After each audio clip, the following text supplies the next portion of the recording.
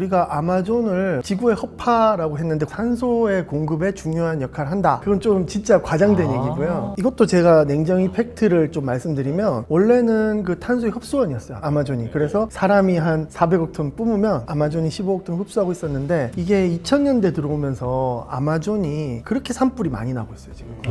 네, 우리가 보통 산 하면 떠오르는 게 맑은 공기, 그러니까 거기서 산소를 엄청나게 뿜어낼 거다라고 생각하는데 밤이 되면 호흡을 하기 때문에 많이 뿜어내고 많이 흡수하는 거죠. 아, 지들이 낸 거 다 지들이 흡수해요? 거의 그래요. 예. 근데 이제 문제는 이산화탄소는 굉장히 안정된 기체이기 때문에 계속 대기 중을 한 100년 동안 떠돌아다녀요. 근데 그것 때문에 우리나라 바닷물이 엄청나게 뜨거워지고 있어요. 에? 왜요?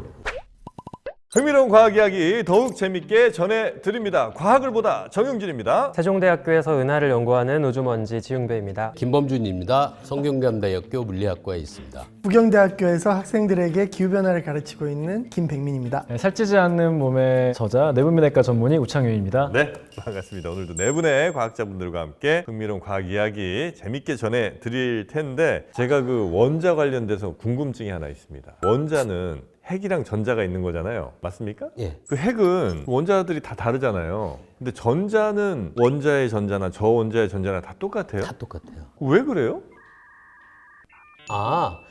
원자가 어떻게 만들어졌을 텐데 이런저런 이유로. 그 원자가 이 원자와 저 원자가 다른 화학적이나 물리적인 성질을 갖는 이유는 전자가 달라서가 아니고요. 전자의 상태가 달라서 그래요. 전자가 있으려면 원자 핵이 뭐냐에 따라서 정해지는 전자의 에너지 상태들이 쭉 있는데요. 수소면은 에너지 상태가 여기, 산소면은 어디. 그래서 상태가 다른 거지 전자가 다른 건 아니에요. 그러니까 그 전자가 모든 원자가 다 같은 전자를 쓴다는 게 좀 이상하지 않나요? 물리학에서 가장 근본 입자라고 하는 것들이 있잖아요. 네. 걔들은 다 똑같아요. 물리학자들이 하는 농담 중에 전자는 머리카락이 없다라는 농담이 있거든요. 머리카락이 없다는 게 뭐예요?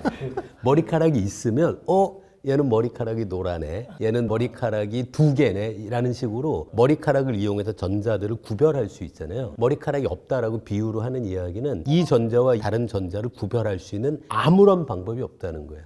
완벽히 똑같아요, 모든 전자는. 그래야 될 이유가 있는 거예요? 아니면 그렇게 돼야 뭐 이런저런 원자끼리 합치는데 전자가 같이 이렇게 공유가 돼서 문제가 없어서 그러는 거예요? 상상해 볼 수는 있거든요. 두 입자가 있는데 우리가 보니까 달라요. 그럼 이걸 또 쪼개보는 거예요. 계속 쪼개고 쪼개다 보면 한 입자가 가질 수 있는 특성의 숫자가 줄어들 수밖에 없잖아요. 궁극적으로 줄이고 나면 몇 개 안 남는다는 거예요. 그게 뭐 스핀, 뭐 전하 같은 몇 개. 근데 그 양, 스핀이나 전하 같은 양만으로 둘을 구별할 수 있을 뿐이고 그게 아니면 구별이 불가능하게 되는 거예요. 아, 계속 쪼개서 끝도 없이 쪼개다 보면 마지막에 남는 친구들은 이렇게 쪼갤수록 특성의 숫자가 줄어들 거 아니에요. 끝까지 했더니 특성을 더 이상 줄일 수는 없어. 이 친구들의 개수 혹은 이 친구들이 어떻게 붙어 있나 요 정도가 성질을 나타내주는 그게 되는 거예요. 근본 입자로 그래서 쪼개고 나면 궁극적으로는 심지어 크기도 없어요. 전자 하나의 크기를 얘기할 수는 없거든요. 크기가 있으면 크기를 갖고 구별할 수 있잖아요. 이 전자는 요만하고 이 전자는 요만하고.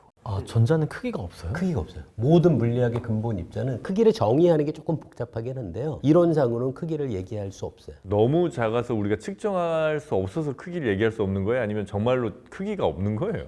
크기라는 속성이 없는 거죠. 원자 핵은 크기라는 속성이 있어요. 신기하네. 그런데 원자 핵을 구성하는 양성자, 중성자도 크기라는 속성이 있거든요. 근데 양성자, 중성자는 쿼크로 이루어져 있잖아요. 쿼크는 크기를 얘기 못해요. 물리학의 모든 근본 입자들은 크기를 얘기할 수 없어요.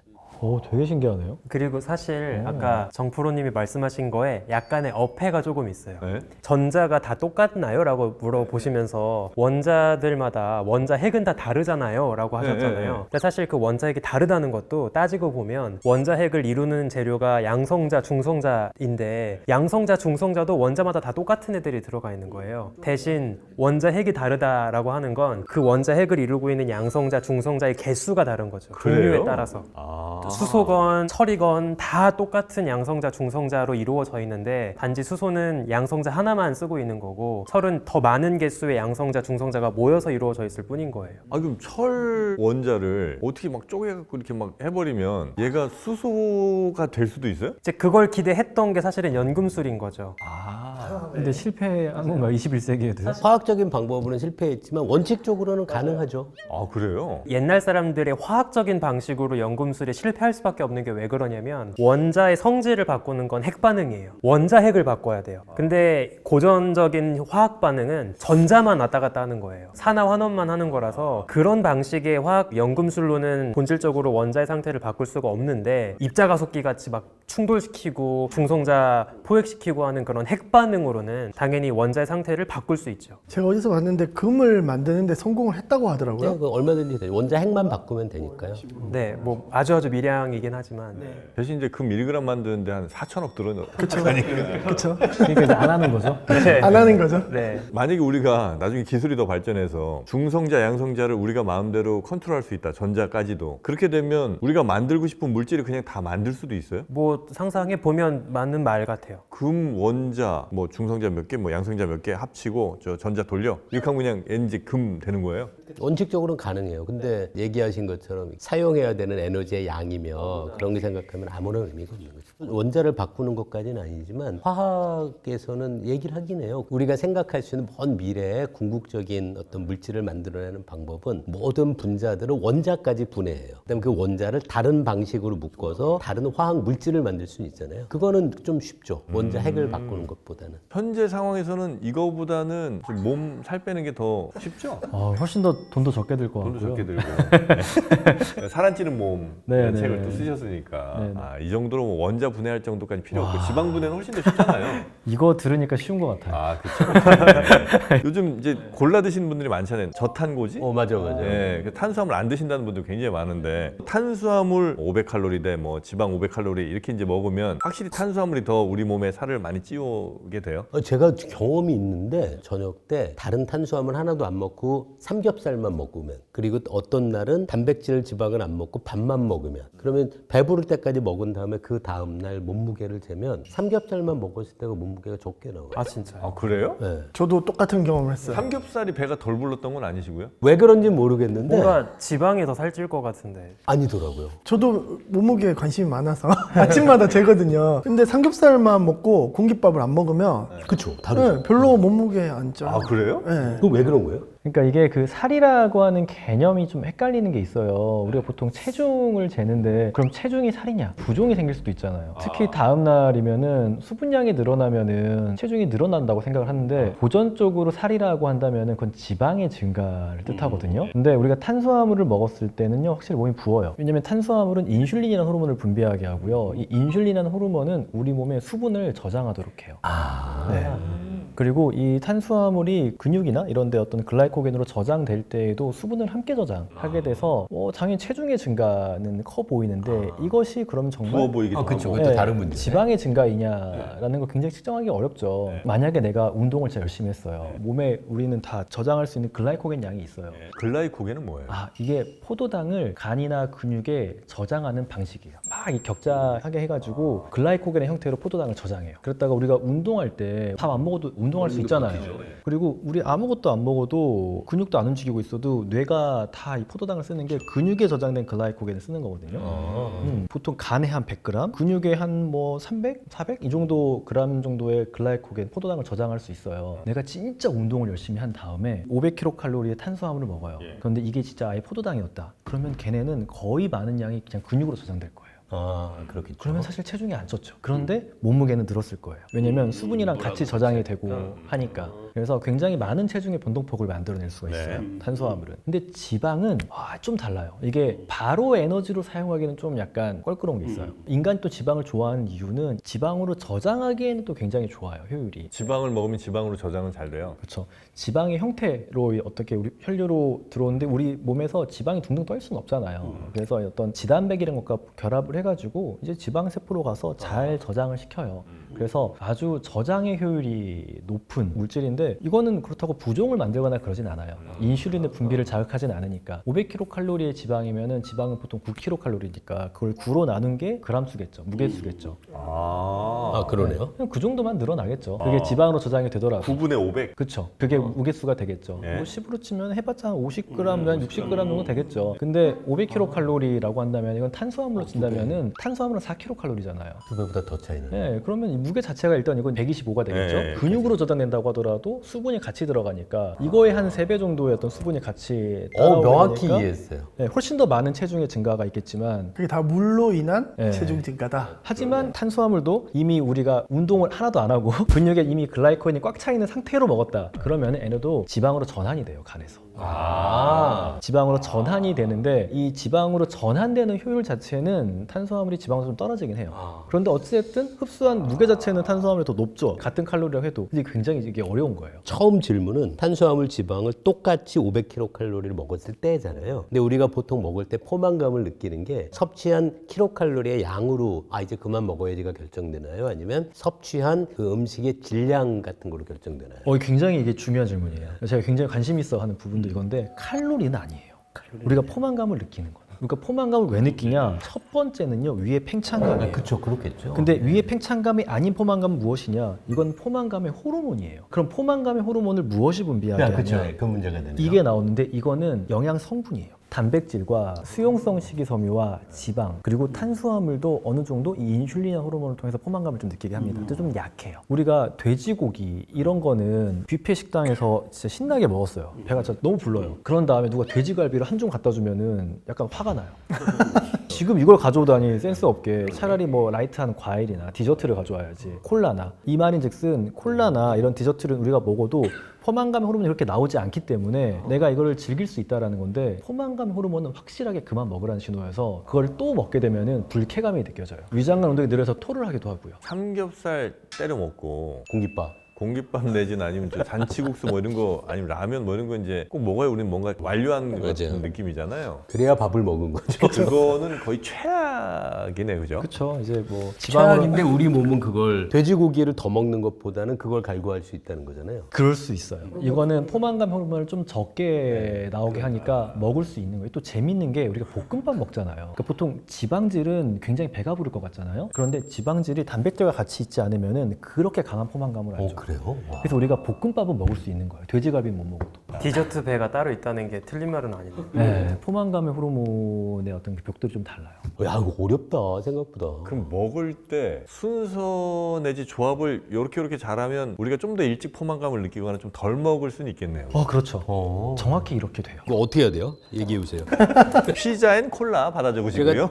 이게 최악이죠. 촬영하기 전에 피자에 콜라. 왜 다 맛있는 건 다 최악이에요? 왜냐면 뭐 치킨 자체는 사실 생각보다 포만감을 만드는 제품이에요. 단백질과 지방의 조합이니까. 그런데 맥주 같은 것들은 포만감의 중추를 좀 열어요. 어떤 이런 에너지 밀도가 높고 포만감도 많이 주는 거를 오히려 많이 먹을 수 있게 해주는 게 맥주예요. 맥주가 그래요. 네. 그리고 액상과당. 액상과당은 아주 대표적인 포만감을 전혀 못 느끼게 하는 물질이에요. 콜라 같은 거. 네. 하긴 콜라 먹고서 배불렀다는 느낌을 들진 않잖아요. 과일 요구르트도 액상과당이죠. 과일 주스 같은 것도 안 좋겠네요. 안 좋죠. 가당이 된 건 안 좋죠. 과일 요구르트를 너무 좋아해서 딸기 요구르트 같은 거 매주 일주일마다 10개 넘게 냉장고에다가 계속 쟁여놓고 매일날 먹거든요. 가능하면 드시고 싶다라고 하면은 잘 식사를 하신 다음에 드시라. 그러면 흡수가 되는 속도가 달라져요. 포만감 느끼려면 뭘 먹어야 된다고요? 그 과학보다 촬영하기 전에 뭘 먹고 와야 되는지. 일단은 뭐 단백질이 제일 중요하긴 해요. 충분히 많은 단백질. 그걸 일단 배 채울 땐 그거부터 채우는 게 좋아요. 네, 그래서 생각보다 이제 뷔페 식당 가가지고 고기부터 드시는 분들은 많이 못 먹을 가능성이 높긴 해요. 그래요. 그래서 일단 단백질 일단 첫 번째 중요하고요. 그 다음에는 단백질은 이 수용성 식이섬유랑 같이 먹는 게 되게 좋아요. 수용성 식이섬유. 이게 뭐냐면 사과 같은 거예요. 그러니까 생각보다 샐러리 같은 거 우리가 다이어트 한다고 많이 먹잖아요. 샐러드 배고프잖아요, 솔직히. 네. 근데 샐러드는 불용성 식이섬유, 이게 물에 안 녹는 식이섬유예요. 얘네는 생각보다 이렇게 포만감 호르몬을 분비하지 않아서 처음 팽창감은 주지만 금방 배가 꺼지고 배가 너무 고파요. 사과나 키위나 그 오트, 어떤 귀리나 볼이나 약간 잡곡밥 같은 애들 좀 장기적으로 지속되는 포만감 벽돌을 만들어주고 얘네랑 같이 이제 좋은 지방이 들어가주면 되는데 거기는 이제 뭐 아보카도나 잘 구워진 연어 같은 거 있죠. 네, 연어 같은 애들 이런 애들이 포만감을 굉장히 주는 거예요. 그래요? 네. 가끔 이렇게 다이어트 도시락이라고 파는 것들이 그런 메뉴들이 많잖아요. 그게 다 이유가 있는 구성이었군요. 네, 이게 칼로리는 낮아도 포만감이 지속될 수 있게 하는 그 세팅값도 있는 거죠. 근데 여기에서 들어가도 포만감을 안 주는 게 아까 말했던 콜라 같은 것들. 얘는 정말 그냥 의미 없는 칼로리만 주게 되고 제가 진짜 그걸 확실히 느끼는 게 밥 먹을 때 눈빛 좀 너무 아련하지 않게 지금 너무 막 걔가 지금 눈앞에 있는 아니, 느낌이잖아요. 진짜 왜냐하면 내가 이렇게 잘못했구나라는 게 느껴져가지고 콜라를 먹으면 왠지 배가 안 부르더라고요. 그래서 계속 더 먹게 돼요. 근데 그거가 그런 이유가 있었거든요. 이걸 이제야 알았다니. 요즘 제가 약간 과학을 보다 직업병으로 체중이 조금 늘었거든요. 근데 제 와이프가 제가 걱정을 하는 걸 알고 아침을 주는 게 오늘 아침 먹은 게 아보카도, 그게 딱 좋은 기름과 딸기, 딸기도 그리고 베리류. 계란 후라이. 보니까 그 말씀하신 거랑 비슷하게 준 것 같은데. 근데 계란 후라이 양이 중요해져요. 그러니까 단백질이 있는 건 중요한데 얼만큼 먹느냐가 한개 중요하거든요. 먹었는데요. 계란 하나는 단백질 6g밖에 안 들었어요. 아 그래요? 네. 계란 안 된다. 그러니까 보통 한 끼에 20g 정도는 이상은 먹어줘야 되니까. 세네 개. 계란 내일부터 세 개. 계란 3개는 먹어야. 그렇구나. 생각보다 적네요, 계란에. 근데 계란은 왜냐면 이 노른자에는 지방이랑 콜레스테롤이 들어있거든요. 그래서 포만감은 분명히 많이 줘요. 근데 단백질 양이 적다라는 거고, 제가 아까 이야기했던 포만감의 벽돌을 쌓게 하는 이 지방과 단백질이 같이 들어있는 거거든요. 그래서 계란을 먹고 살찌는 건 되게 불가능해요. 어떻게 되냐면은 계란을 되게 싫어하는 사람이 돼요. 왜냐면 이건 포만감을 주는 물질이잖아요. 네, 진짜 싫어하는 사람들. 그래서 가끔 다이어트 한다고 계란을 엄청 드시는 분들이 있는데 이러지 말아라. 이러면 굉장히 좋은 식품 하나를 잃는다. 싫어하게 된다. 싫어하게 된다. 계란 후라이 혹시 흰자만 먹는 사람은 괜찮나요? 그렇죠. 이게 콜레스테롤에 걱정이 있는 분들은 흰자만 드셔도 되고, 그러면 이제 단백질만 섭취하게 되는 건데 포만감은 좀 덜하죠. 지방이 좀 저는 빠지니까. 사실 노른자가 좀 맛이 없어갖고. 반숙 맛있지 않나요? 저는 전 반죽은 맛있는데 삶은 계란은 노른자는 맛없어요. 퍽퍽하니까. 하여튼 그 계란은 한 3, 4개 정도 드시면 되겠다. 이렇게 우리 선생님 계시니까 중요한 정보. 우리 과학자분들도 다 같이 한마음 앞서서 그러네. 궁금해 주시는 게 너무 좋네요. 네. 자, 그리고 요 질문 하나만 짧게만 더 보겠습니다. 지하철에 손잡이가 있는데 거기에 동전을 올렸는데 지하철이 운행하는 동안 동전이 안 떨어진다는 거예요. 손잡이는 흔들리는데 이게 어떻게 가능한 거냐, 물리적으로 해석 좀 해달라는 질문이 있습니다. 그 재밌는 영상이더라고요. 네. 저도 봤는데요. 말씀하신 거에 일부 답이 있거든요. 손잡이는 흔들리는데 안 떨어진다고 얘기하잖아요. 손잡이가 흔들려서 안 떨어진다고 생각하는 게 맞아요. 그 일본에서 사용하는 내진 설계 중에 제가 알고 있는 흥미로운 방법이 건물 전체를 그 밑에 레일을 놓고 건물을 올려요. 위에 올라가 있는 이 빌딩은 관성 때문에 땅을 움직여도 잘 안 움직이거든요. 그러니까 이것도 똑같죠. 이 전철에 매달려 있는 손잡이도 말씀이 흔들리잖아요. 그러면 전철이 앞으로 가속을 하거나 할 때 전철은 가는데 얘는 그 자리에 머물러 있게 되는 거예요. 사실 그 손잡이는 가만히 있는 걸 수 있겠네요. 예, 그래서 밖에 있는 사람이 손잡이를 보면 기차보다 덜 움직이는 게 맞죠. 오히려 손잡이가 움직일 수 있는 게 아니라 딱딱한 막대기로 되어 있다. 그러면 아마 동전이 떨어질 거예요. 동전의 관성 때문에. 지진계도 약간 바늘이 가만히 있고 종이가 움직이는 원리 아니에요? 그렇죠. 예. 땅이 흔들리니까. 예. 그렇죠. 종이가 움직여요? 지진계는 가만히 있고 땅이 흔들리니까 기록이 되죠. 바늘은 가만히 있고. 네, 그렇죠, 그렇죠. 그렇구나. 그래서 땅 흔들리는 걸 기록하는 거구나. 네네네. 관성을 이용해서 가만히 있도록 하는 거죠. 그것도 처음 알았어요. 그거 신기하네. 근데 일단 진짜 어떻게 땅이 흔들리는데 가만히 있게 만들었지 생각이 들더라고요. 그거 저 닭을 이용하는 거죠?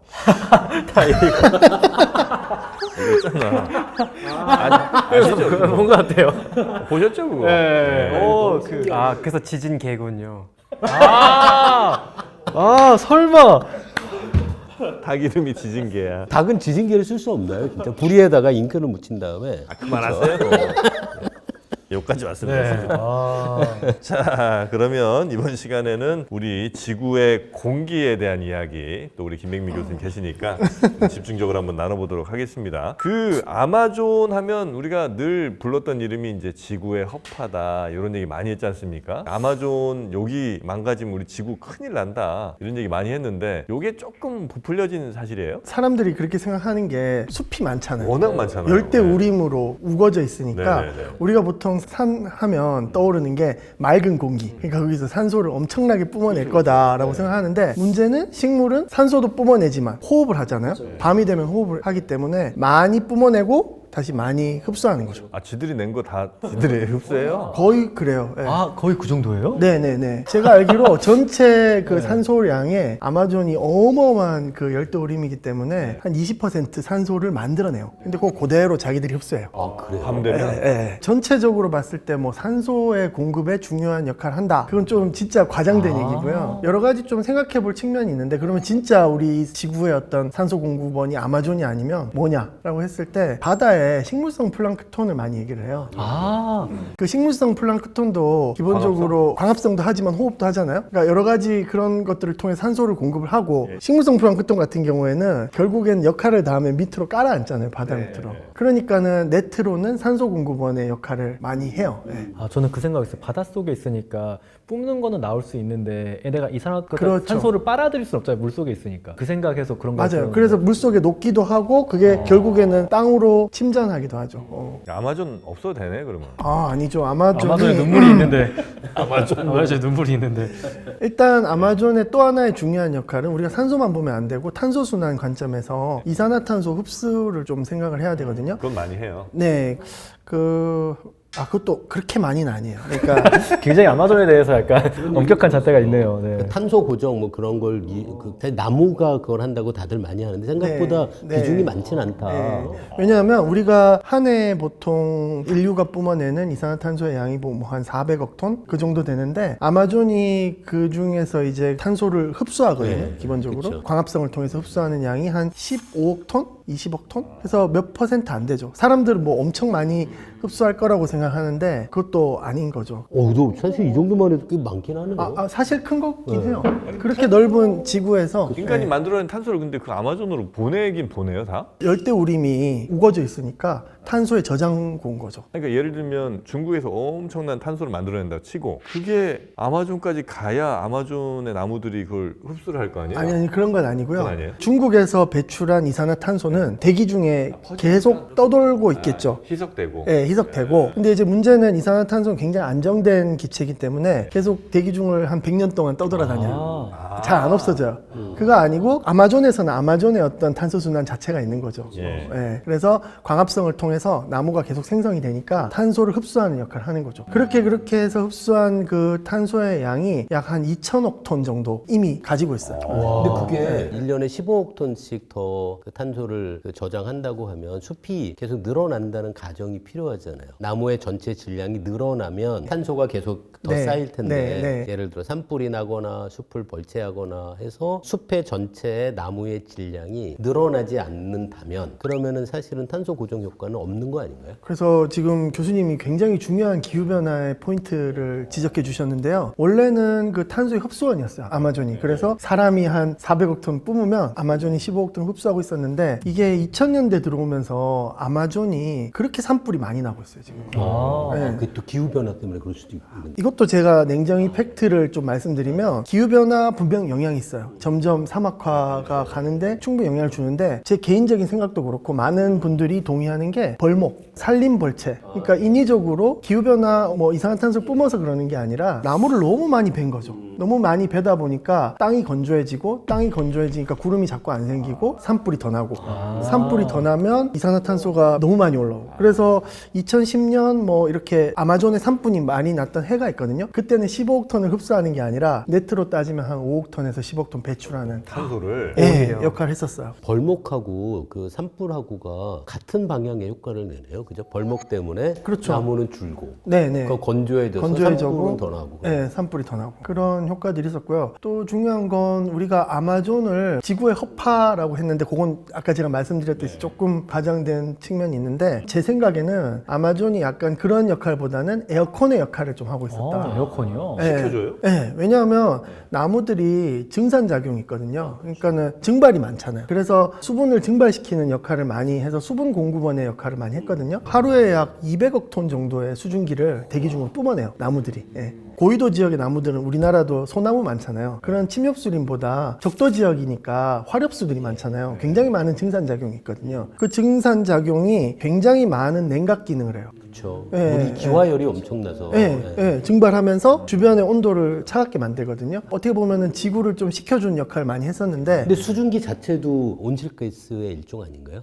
그렇죠. 수증기 자체도 온실가스인데 수증기를 일반인들이 많이 오해하는 부분인데 이산화탄소는 없다가 많이 생기니까 지구를 덮이는 효과가 큰데 수증기는 이미 너무 많아요. 예. 너무 많은데 조금 더 생긴다고 해서 온실 효과가 그렇게 크지 그 않은 효과보다 거죠. 네. 온도를 냉각하는 효과가 훨씬 더. 네. 예, 그래서 아마존이 사라진다는 건 사실은 지구 온도를 냉각시키는 기능을 하고 있는 에어컨 역할을 하고 있었는데 그게 사라지면서 더 건조해지고 산불이 생기면 2천억 톤이나 되는 탄소 저장고에서 탄소가 대기 중으로 뿜뿜 계속 올라오고 그러면 지구온난화가 더 가속화되고 그런 일들이 지금 좀 일어나고 있죠. 그래서 상당히 좀 심각하고요. 그래서 과학자들에 따라서는 이미 그 우리 사바나라고 하죠. 그 아마존이 열대우림이었는데 아프리카처럼. 예, 아마존의 사바나화가 이미 시작되었다라고 하는 사람들이 상당히 많이 있습니다. 조금은 더 지켜봐야 되는데 예, 좀 위험한 상황입니다. 근데 이제 남미에는 그래도 어마어마한 이게 울창한 밀림들이 많은데 아프리카에는 왜 이렇게 사막이 많은 거예요? 아프리카도 사막이 있는 지역은 지도가 있으면 좀 편한데 북아프리카 쪽이 그렇죠. 북아프리카죠. 그 사막이고. 북아프리카는 위도대가 이제 한 20도에서 30도까지 올라가거든요. 예. 그렇게 되면 그 지역은 이제 우리가 적도 지역에 수렴대가 있어서 공기가 떠오르거든요. 사하라 사막 같은 곳은 공기가 우리 헤들리 순환 배우잖아요. 헤들리 순환처럼 거의 떨어지는 지역이고 아마존은 그냥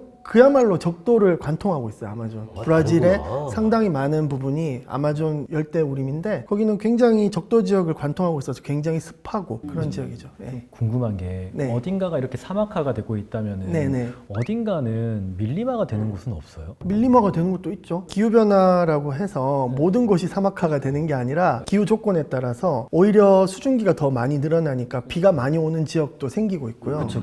지역별로 굉장히 다른 양상들이 우리나라 저 고속도로 타고 가시다 보면 밀림화된 데가 많아요. 산도 나무 아래가 아예 안 보일 정도 빽빽한 나무들이 엄청 많아졌습니다. 네. 그러니까 어떻게 보면 우리나라도 이거는 이제 학자들마다 의견이 좀 갈리는데 사막화가 진행이 될 것이다라고 하시는 분도 있고 비가 너무 많이 내려서 열대우림처럼 되는 거예요. 네, 생태계가 더 풍성해질 것이다라는 사람들도 있고 그런 부분들은 조금 더 지켜봐야 됩니다. 네. 그리고 약간 좀 더운 지역이 점점 위도가 올라갈 거 아니에요, 그죠? 네, 이 네. 지구의 기온 자체가 올라가면 더운 지역이 올라간다고요? 넓어지겠죠. 넓어지는 그렇죠, 거죠. 넓어지는 네네네. 거겠죠. 그러면 지금 꽤 추웠던 뭐 예를 들어 몽골이나 하여튼 뭐 이런 데 동네들은 조금 과거랑은 다른 생태계가 만들어질 수도 있겠네요. 그렇죠. 근데 이제 몽골 같은 지역은 워낙에 사막화가 진행이 많이 된 지역이고 건조한 지역이기 때문에 거기가 수풀이 우거지기는 좀 힘들 거예요. 힘들고. 예, 기후학적으로 굉장히 건조한 지역이고 러시아 지역에 우리가 툰드라 지역이 많거든요. 네. 그 툰드라 지역이 날씨가 좀 따뜻해지면서 늪지대가 좀 많아지고 있어요. 지금도 그렇다고 그러더라고요. 네, 늪지대가 많아지면서 그 지역에 약간 수풀이 좀 우거지는 지역들이 나타나고 있다고 하더라고요. 근데 이제 문제는 툰드라 지역이 원래 얼어있는 땅이었는데 늪지대로 변하면서 안에 갇혀있던 메탄가스들이 올라오니까 지구온난화에는 더 악영향을 지금 많이 끼치고 있죠. 그래서 만약에 그런 지역까지 숲이 이제 많아지면 혹시 지구의 공기가 전체적으로 조금 맑아지는 효과가 있습니까? 점점 문명이 발달하면서 도시화가 되는 비율이 더 많아질 것 같고 심각한 문제는 사실 사람들이 기후변화 그래가지고 탄소 배출만 많이 생각하는 게 있는데 아마존이 정말 좋은 예인 것 같아요. 아마존의 가장 심각한 기후변화는 탄소 배출이라기보다는 벌목이에요. 인간 활동들. 우리가 생각보다 기후에 영향을 많이 주고 살고 있거든요. 이산화탄소뿐만이 아니에요. 우리는 교과서에서 맨날 온실기체만 배우는데 한 가지 좋은 예를 들게요. 2020년 이후로 국제해사기구라는 데서 선박 배출량을 굉장히 심각하게 규제를 했거든요. 선박에서도 오염물질 많이 나오죠. 엄청 많이 나오죠. 맞아요. 엄청 많이 나오는데 그 중에서 대표적인 물질이 황인데요. 이산화황을 엄청나게 규제를 했어요. 그래서 요즘은 선박들이 황 배출 못 해요. IMO 2025 아닙니까? 맞습니다. 네. 오, 굉장히. 네, 아시겠죠?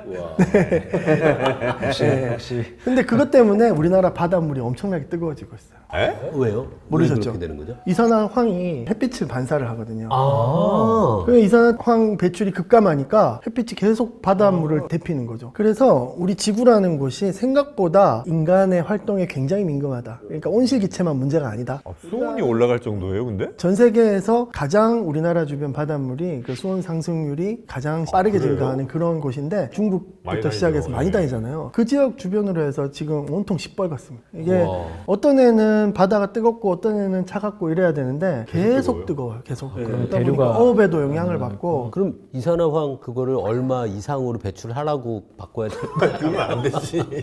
이제 우리가 어떻게 보면은 좀 더 나은 환경으로 가고 있는 과도기에서 우리가 감수해야 되는 그런 문제가 아닐까. 아니 근데 원래 이산화황이 없었던 게 수억 년 동안 유지되다가 네. 몇십 년 잠깐 이 상황이 생겼었던 걸 거 아니에요. 근데 그거 다시 없애면 정상으로 가야 되는 거 아닌가? 근데 그 사이에 인간이 미친 영향이 너무 많아요. 지구 온난화가 함께 지구 온난화가 진행되면서 함께 진행되니까 문제인 거죠. 아. 네. 이런 거죠. 인간 활동으로 인해서 이산화탄소 배출로 지구 온난화가 되고 있고 그 사이에 인간은 엄청나게 대기를 오염시켰던 거죠. 오염 물질들이 하늘을 뒤덮여서 햇빛을 반사하고 있어서 생각보다 온실기체 영향을 덜 느끼게 했었는데 지금 역설적인 상황이 펼쳐진 거죠. 아, 그래요? 맑은 공기가 되니까 그 온실기체의 무서움이 그대로 드러나고 있는 거라고 해석하면 되겠죠. 네네. 좀 무책임한 이야기일진 모르겠는데 그렇게 지구가 복잡하게 연결된 시스템이라고 하면 일종의 지구에게도 항상성이 있어서 네. 우리가 좀 적극적으로 노력하지 않아도 지구가 자체적으로 다시 원래 상태로 돌아갈 수 있을 거라는 기대를 해볼 수 있나요? 물리치료 한번 당해보셔야겠네요. 지금 그게 말씀하신 게 가이아 이론이죠. 지구에 항상성이 있다. 원래 상태를 유지하는 상태로 자정 능력이 있다. 그런데 지금 이제 인간이 최근 한 200년도 아니죠. 한 1960년 이후로 엄청난 문명이 발달했잖아요. 그 한 뭐 6, 70년 사이에 지구의 항상성을 깨트릴 정도로 심각한 일을 하고 있는 거죠. 네. 통계물리 쪽에서 그런 문제에 큰 틀에서 관심이 있는데요. 그 항상성이라는 게 항상 그 일정하게 유지되는 어떤 영역이 있어서 그것보다 더 변화가 커지면 보통은 얘가 항상성에 다시 도달하긴 하는데 과거에 있던 그 항상성 수준이 아니라 다른 곳에서 항상성을 그 찾게 중점이 돼요. 바뀌는 네. 거네요. 아, 그래서 뉴노멀로. 이미 많이 너무 우리가 영향을 많이 미쳐갖고 과거로 다시 돌아가긴 어려워요. 근데 이게 딱 뭔가 우리 몸이랑 비슷한 것 같은데요. 아, 그러네요. 우리 몸도 원래 항상성을 가지고 있어요.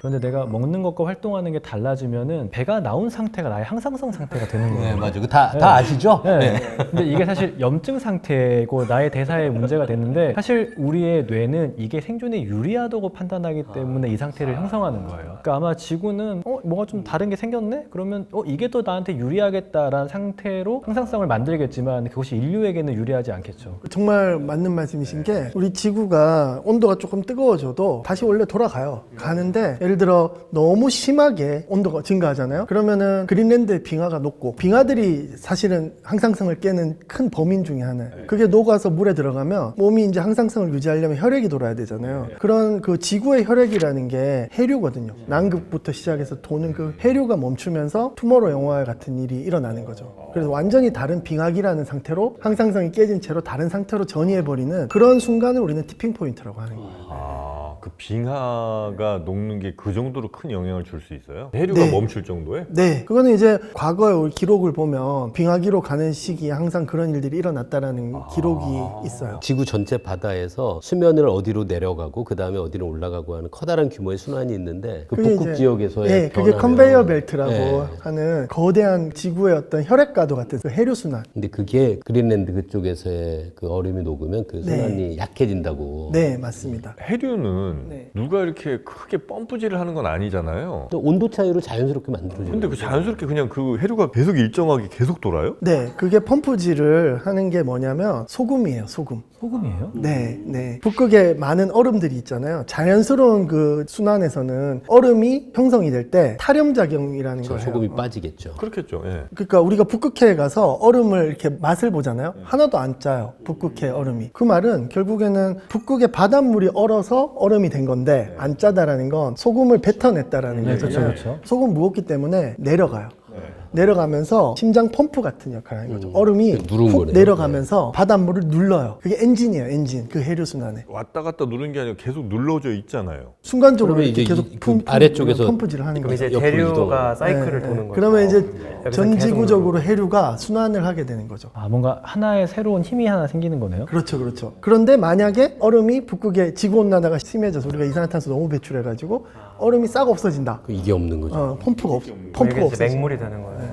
북극만 중요해? 아니면 남극도 같은 역할을 해요? 남극에도 또 펌프 작용을 하는 그 장소가 있어요. 아, 그 북극 남극이 중요한 예, 거군요. 예, 예. 그게 지구 전체의 바닷물을 이렇게 돌리는 네, 지구예요. 네. 그래서 추운 곳에 심장 박동을 하는 펌프가 지구에 존재하고 있다. 근데 그게 고장이 난다. 지구 온난화 때문에 그게 이제 굉장히 무서운 변화. 아까 말했던 항상성을 깨트리면서 다른 상태로 전이하는 그런 메커니즘을 항상 지구가 가지고 있다. 그래서 인간이 조심을 해야 된다. 그런 거죠. 만약에 그 뭐 러시아나 이렇게 영구 동토나 이런 데가 이제 막 더워져서 녹았어요. 네. 그래서 예전에 있었던 대기 조성 비슷하게 바뀔 수도 있잖아요. 그 녹아있던 게 다 풀린 틀리면서 그렇게 되면 우리 인간의 건강에는 큰 해는 없나요? 아니면 있을 수도 있나요? 그 선생님께서 말씀하셨듯이 인간이 항상 적응을 하잖아요. 몸이 환경에 적응을 하는데 문제는 그 변화가 얼마나 비가역적으로 빠르게 진행되냐. 속도가 중요하구나. 속도가 중요한 거죠. 그래서 예를 들어 북극해 바다 밑바닥에 해저 지면 안에 얼어있는 메탄 하이드레이트, 메탄 폭탄이 있어요. 그게 있다가 북극해 수온이 지금 따뜻해지고 있거든요. 그러다가 그게 녹으면 농축된 그게 폭탄처럼 메탄 폭탄이 터질 수 있거든요. 근데 이게 6천만 년 전에 우리 지구에 있었던 일이에요. 우리가 빙하코어라든지 여러 가지 고기후 기록을 살펴보면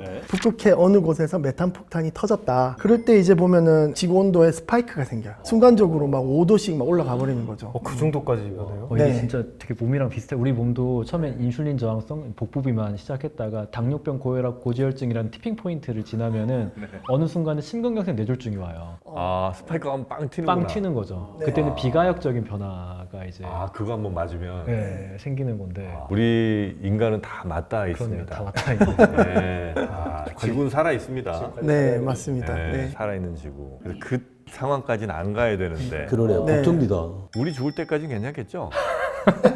아닌가?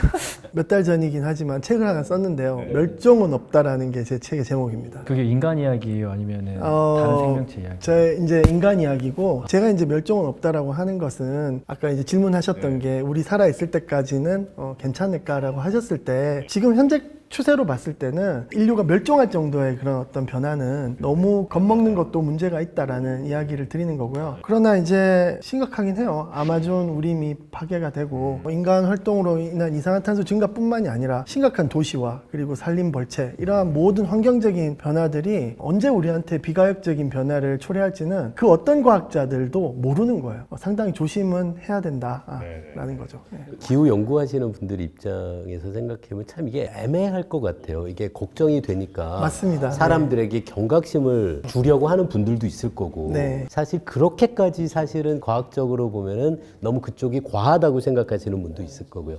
그 조정하기가 쉽지 않을 거예요. 맞습니다. 그래서 환경을 연구하는 사람임에도 불구하고 멸종은 없다라는 자극적인 타이틀을 쓰고 책을 낸 이유는 요즘 청소년들이 어차피 지구 끝장나고 멸망하는데 뭐 하려고 우리가 이렇게 환경을 아끼고 하냐 자포자기하는 사람 너무 많더라고요. 네. 기후 근데 허무주의. 그건 아니거든요. 그건 아니에요. 우리가 노력하면 분명히 바꿀 수 있으니까 좀 더 노력하자는 뜻에서 그런 얘기를 하는 거죠. 네. 공포가 또 잡아먹을 수 있으니까. 맞습니다. 네네네. 우리가 건강이 안 좋아졌다고 해서 그냥 포기하고 그냥 죽어져 이러면 안 되잖아요. 그렇습니다. 우리 몸도 마지막까지 또 희망을 가져야 되듯이 지구에 대한 희망도 가져야 되고 또 여러 과학 기술들이 뭐 예를 들면 탄소를 좀 포집한다든지 공기 중에 뭐 대기 조성 이런 것들도 좀 잘 바꿔보려는 이런 노력들도 많이 하고 있지 않습니까? 새로운 기술들. 네, 사실 굉장히 큰 변화가 일어나고 있고요. 긍정적인 변화들이 지금 사실 가려져 있어요. 예를 들어 뭐 태양광이라든지 전기차라든지 이런 기술적인 혁신들이 어마어마하게 지금 일어나고 있거든요. 아까 제가 한 400억 톤 이산화탄소 배출량을 1년에 한다 그랬는데 그게 계속 증가하다가 한 2015년 이후부터 서서히 정체되고 있어요. 그래서 많은 에너지 정책 하시는 분들이 2030년 전에 정점을 찍고 꺾어 내려갈 것이다라고 많이 예측을 하고 있어요. 그래서 우리는 또 희망적인 시그널을 보고 미래를 준비를 해야 되겠죠. 근데 혹시 이게 되게 이상한 질문인데 이산화탄소나 뭔가 이런 문제되는 것들을 포집해가지고 우주로 보내면 안 돼요? 우주로 우주는 무슨 죄입니까? 근데 거기는 물속에 넣는 것도 불안하고 뭔가 포집하는 게 어렵다. 뭔가 이거를 지금 그 비슷한 이야기가 데이터 센터. 그러니까 맞아요. 우주에 둔다 지금 보면 심각한 문제가 요즘 사실 제가 저한테 요즘 강연이 잘 안 들어오거든요. 저는 기후변화를 이야기를 하는 사람인데 사람들이 기후변화에 관심이 없어요. 전부 다 인공지능의 AI 그런 이슈들이 다 지배하고 있어가지고 강연이 안 들어오는 건 좀 우스갯소리를 한 거고요. 많이들 사람들 뇌리 속에서 기후변화라는 게 조금 잊혀져 있어요. 근데 이제 데이터 센터 같은 경우에 엄청난 많은 그 열을 뿜어내잖아요. 그러니까 감당이 안 되니까 얘를 우주로 보내고 태양광 패널도 깔려니까 면적을 너무 많이 쓰니까 얘도 우주로 보내자. 전부 다 우주로 보내자라는 것들이 많이 이슈가 되고 있더라고요. 예. 그 데이터 센터나 그런 거는 좀 가능성이 있을 수도 있는데 탄소를 포집해서 우주로 보내려면 지구의 중력을 이기고 엄청난 에너지를 소비해서 거기로 보내야 되잖아요. 그거 생각하면은 그 에너지를 소모할 때 그게 더 많은 또 열이 아주 발생하겠죠. 그게 네. 네거티브 마이너스네요. 네네네. 근데 저는 이런 논리가 약간 좀 조심스러운 게 한편으로는 우주 만능주의적인 관점이 있거든요. 그게 되게 무서운 거예요. 데우스 엑스 우주예요. 그래서 그냥 이 지구상에서 벌어지는 모든 현실적인 문제들을 우주에 가면 다 해결이 될 거야 라고 우리 스스로를 자꾸 게으르게 만들고 지금을 약간 걱정하지 않아도 된다, 나중에 우주 가면 다 될 거야 라는 식으로 자꾸 위로시키는 측면이 있죠. 진짜 우주를 사랑하시는 우주먼지님한테는 진짜 슬픈 이야기일 것 같아요. 네. 단 한 톨의 쓰레기도 버리지 마라. 그죠? 강의가 좀 안 들어오면요, AI로 극복하는 기후 변화 이렇게 이제 강의 제목을 바꾸세요. 그러면 이제 들어옵니다. 그 좀 농담인데 AI가 실제로 기후 변화에도 많은 도움을 줘요. 그래요? 네, 기후 변화를 극복하는데 저는 반드시 필요한 게 AI라고 생각을 해요. 왜냐하면 지금 우리 전력망 문제 이런 것들 있잖아요. 네. 이게 앞으로는 화력 발전소에서 태양광 아주 작은 많이 퍼져 있는 작은 전원들을 최적화해서 쓸 수 있는 그런 네트워크가 필요한데 지금은 낭비되는 것도 많으니까. 엄청나게 많죠. 예, 예. 그거를 최적화할 수 있는 도구는 바로 AI죠. 그런 것만 효율적으로 가더라도 네. 지금 버려지고 있는 수많은 아까운 에너지들을 좀 절약할 수 있고. 그럼요. 네네. 그래서 AI가 그런 데에도 꽤 중요한 역할을 할 수도 있다. 네, 그렇습니다. AI 요즘에 진짜 무슨 뭐 챗 GPT니 클라우드, 뭐 그런 것 등등해서 유료로 쓰시는 분들도 굉장히 많더라고요. 그러나 그 비용의 10분의 1이면 여러분은 보다 채널의 회원이 되실 수 있습니다. 무엇이 더 여러분을 위한 길일까요? 무엇이 더 지구 환경을 위한 길일까요? 한번 다시 생각해 보신다면 결코 놓칠 수 없는 선택, 보다 회원 버튼을 한번 눌러보시겠습니까? 생각보다 비싸지 않습니다. 한 달만 써보십시오. 그러면 끊기 귀찮아서 계속 갈 겁니다. 자, 그럼 저희는 오늘은 여기서 지구 사랑하는 마음으로 마무리하고요. 다음 시간에 또 재밌는 과학 이야기로 여러분 찾아뵙도록 하겠습니다. 함께해 주신 여러분 대단히 감사하고요. 우리 과학자분들도 고생 많으셨습니다. 고맙습니다.